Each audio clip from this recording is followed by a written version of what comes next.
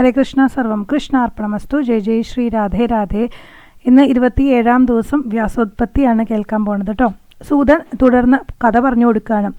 ഒരിക്കൽ തീർത്ഥയാത്രാമധ്യേ മഹാതേജസ്വിയായ പരാശര മുനി കാളിന്തി തീരത്തെ എത്തി. അവിടെ ഭക്ഷണം കഴിച്ചുകൊണ്ടിരിക്കുന്ന കടത്തുകാരനോട് തന്നെ തോണിയിൽ അക്കരെ എത്തിക്കാൻ മുനി ആവശ്യപ്പെട്ടു.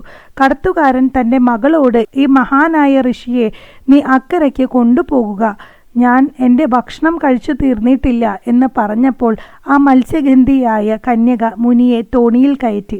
അതിസുന്ദരിയായ കാളിയെ കണ്ടിട്ട് മുനിയുടെ മനസ്സ് ചഞ്ചലമായി. അങ്ങയുടെ കുലത്തിനും തപോമഹിമയ്ക്കും ഉതകുന്ന പ്രവൃത്തിയാണോ ഇത് എന്ന് സുന്ദരി ചോദിക്കുകയും ചെയ്തു. മനുഷ്യജന്മം തന്നെ ദുർലഭം, മാത്രമല്ല അങ്ങ് വസിഷ്ഠകുലത്തിൽ പിറന്നവനുമാണ്.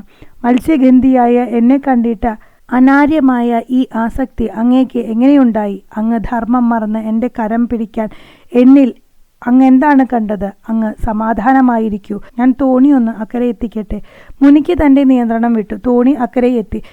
എന്നാൽ അപ്പോഴും മുനിയിലെ കാമം അടങ്ങിയിരുന്നില്ല. വീണ്ടും അദ്ദേഹം അവളെ കാമാതുരനായി സമീപിച്ചു. അങ്ങേക്ക് അറപ്പും വെറുപ്പും ഒന്നുമില്ലേ? എന്നെ മീൻ നാറുന്നില്ലേ? തുല്യരായവർ തമ്മിൽ മാത്രമേ ബന്ധം പാടുള്ളൂ എന്നല്ലേ ശാസ്ത്രം എന്ന് പറഞ്ഞ് പിന്തിരിയാൻ ശ്രമിച്ച അവളെ ക്ഷണനേരത്തിൽ മുനി കസ്തൂരി ഗന്ധിയാക്കി മാറ്റി.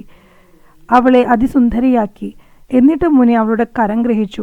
അപ്പോൾ അവൾ പറഞ്ഞു, മുനെ, മറ്റുള്ളവർ കാണും, മാത്രമല്ല മറുകരയിൽ അച്ഛനുമുണ്ട്. മൃഗങ്ങളെ പോലെ ഇണചേരാൻ എനിക്ക് താല്പര്യമില്ല. രാത്രിയാകട്ടെ, അതുവരെ കാത്തിരിക്കുക. എന്നാൽ പരാശരൻ ഉടനെ തന്നെ അവിടെ മൂടൽമഞ്ഞുണ്ടാക്കി നദീതീരം കൂരിരുട്ടിലാക്കി. അപ്പോൾ മത്സ്യഗന്ധി പറഞ്ഞു, മുനെ, അങ്ങ് കാര്യം കണ്ടിട്ട് ഇവിടം വിട്ടു പോവും. പിന്നെ എനിക്കാരാണ് തുണ? അങ്ങയുടെ വീര്യം വ്യർത്ഥമാവുകയില്ലല്ലോ. ഗർഭിണിയായാൽ ഞാൻ അച്ഛനോട് എന്തുത്തരം പറയും?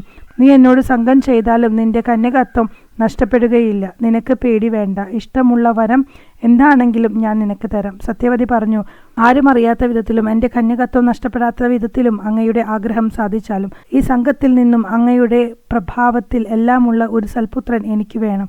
എന്നാൽ ഇപ്പോഴുള്ള ഈ സുഗന്ധം എന്നേക്ക് നിലനിർത്തുകയും വേണം. നിനക്ക് വിഷ്ണുവംശനായൊരു പുത്രൻ ജനിക്കും. അവൻ 3 ലോകത്തും പുകൾപെറ്റവനായിരിക്കും. എനിക്ക് അപ്സരസുകളെ കണ്ടിട്ട് പോലും ഇതുപോലൊരാഗ്രഹം ഇതുവരെ ഉണ്ടായിട്ടില്ല. ഇത് ദൈവനിയോഗമാണ്. അല്ലെങ്കിൽ മത്സ്യഗന്ധിയായ നിന്നെ കണ്ട് എൻ്റെ മനസ്സുരുകുന്നതെങ്ങനെയാണ്? നമുക്കുണ്ടാകാൻ പോകുന്ന മകൻ പുരാണകർത്താവും വേദങ്ങളെ വ്യസിച്ചവനുമാകും. ഇങ്ങനെ പറഞ്ഞുകൊണ്ട് മുനി ആ സുന്ദരിയെ വശത്താക്കി അവളുമായി ബന്ധപ്പെട്ടു. മുനി കാളിന്തിയിൽ കുളിച്ചു വന്നപ്പോഴേക്കും സത്യവതി ഗർഭിണിയായി ക്ഷണത്തിൽ പ്രസവിക്കുകയും ചെയ്തു. ആ യമുനാദ്വീപിൽ വച്ച് ജനിച്ച പുത്രൻ, അതായത് വ്യാസൻ, ജനിച്ചപ്പോഴേ പ്രഭാവവാനായിരുന്നു അത്രേ.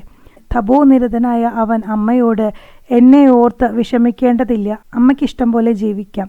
ഞാൻ തപസ്സിന് പോകുന്നു. എന്നാൽ അമ്മ എന്നെപ്പറ്റി എപ്പോൾ സ്മരിക്കുന്നുവോ ആ നിമിഷം ഞാൻ അവിടെ എത്തും. ഇപ്പോൾ ഞാൻ പോകട്ടെ എന്ന് പറഞ്ഞ് വ്യാസൻ അവിടം വിട്ടു. വ്യാസൻ പോയി കഴിഞ്ഞപ്പോൾ സത്യവതി അച്ഛൻ്റെ അടുത്ത് തിരിച്ചുപോയി. വിഷ്ണുവിൻ്റെ അംശത്തോടെ ദ്വീപിൽ വച്ച് ഭൂജാതനായ വ്യാസൻ ദ്വൈപായനൻ എന്ന പേരിൽ പ്രശസ്തനായി. തീർത്ഥങ്ങൾ തോറും സഞ്ചരിച്ചും തപസ്സു ചെയ്തും അദ്ദേഹം ജ്ഞാനവും വിജ്ഞാനവും ആർജിച്ചു. കലിയുഗാരംഭം ആയതറിഞ്ഞ് വേദങ്ങളെ 4 വിഭജിച്ചു. വേദം വ്യസിച്ചവനാകയാൽ വ്യാസൻ എന്ന പേരും അദ്ദേഹത്തിനുണ്ടായി. അനേകം പുരാണങ്ങളെ അദ്ദേഹം രചിച്ചു. സുമന്തു, പൈലൻ, വൈശംപായനൻ, ജൈമിനി, ദേവലൻ, അസിധൻ തുടങ്ങിയ പ്രഗത്ഭരായ ശിഷ്യന്മാരും ശിഷ്യനും മകനുമായ ശുഖനും വ്യാസനുണ്ടായി. സാധാരണ നിലയ്ക്ക് സജ്ജനങ്ങൾക്ക് നിരക്കാത്ത ഒരു കാര്യം മഹാനായ മാമുനി ചെയ്തതിനു പിന്നിൽ ഉചിതമായ കാരണങ്ങൾ എന്തെങ്കിലും ഉണ്ടായിരുന്നുവെന്ന് നാം മനസ്സിലാക്കണം.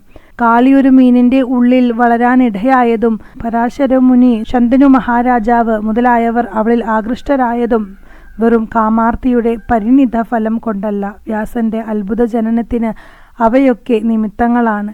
ശുഭപര്യവസായിയായ ഈ കഥ കേൾക്കുന്നവർക്ക് ദുർഗതിയുണ്ടാവുകയില്ല. അവർ സുഖികളായിരിക്കും. സർവം കൃഷ്ണാർപ്പണമസ്തു. ജയ് ജയ് ശ്രീ രാധേ രാധേ.